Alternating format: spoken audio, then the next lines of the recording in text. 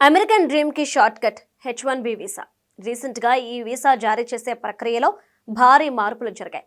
Visa ఫీజును $1,00,000లకు పెంచారు. గతంలో లాటరీ తీసి వీసాలు ఇచ్చేవారు, ఇప్పుడు లక్కీ డ్రా పద్ధతికి ఫుల్ స్టాప్ పెట్టేశారు. కొత్తగా తీసుకొచ్చిన విధానం ప్రకారం సాలరీ అండ్ స్కిల్స్ ఆధారంగా H1B వీసాలు మంజూరు చేస్తారు. ఇందుకోసం అమెరికా ప్రభుత్వం వీసా అభ్యర్థులను 4 కేటగిరీలుగా విభజించింది. కొత్తగా కెరీర్ ప్రారంభించే వారిని లెవెల్ 1గా పరిగణిస్తారు. వీరి అప్లికేషన్ను ఒక్కసారి మాత్రమే పరిగణలోనికి తీసుకుంటారు. హై క్వాలిఫికేషన్స్ ఉన్న నిపుణులను లెవెల్ 2 కేటగిరీలో వేసి వీరి దరఖాస్తులకు 2 ఛాన్సులు ఇస్తారు.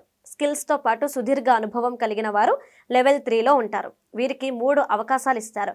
ఇక లెవెల్ 4 కేటగిరీలో అత్యంత నైపుణ్యం కలిగి భారీ వేతనం పొందే సీనియర్లకు ఎంపిక ప్రక్రియలో 4 సార్లు పరిశీలనకు అవకాశం ఇస్తారు. కొత్త రూల్స్ ప్రకారం ఇప్పటికే అమెరికాలో ఉంటూ భారీ వేతనం పొందుతున్న భారతీయ నిపుణులకు ఎక్కువ మేలు జరుగుతుంది. ఇప్పుడే కొత్తగా కెరీర్ ప్రారంభించిన వాళ్ళు ఎంట్రీ లెవెల్ జాబ్ కోసం ఇండియా నుంచి అమెరికా వెళ్లే వాళ్లకు వెయిటెడ్ విధానం మైనస్ అవుతుంది. అమెరికా కార్మికులను రక్షించడానికే ఈ పద్ధతిని తీసుకొచ్చామని ట్రంప్ అడ్మినిస్ట్రేషన్ చెబుతోంది. చాలా కంపెనీలు తక్కువ వేతనంతో పనిచేసే ఉద్యోగులను నియమించుకుని అమెరికన్లను జాబ్ నుంచి తీసేస్తున్నాయని ఆరోపిస్తున్నారు.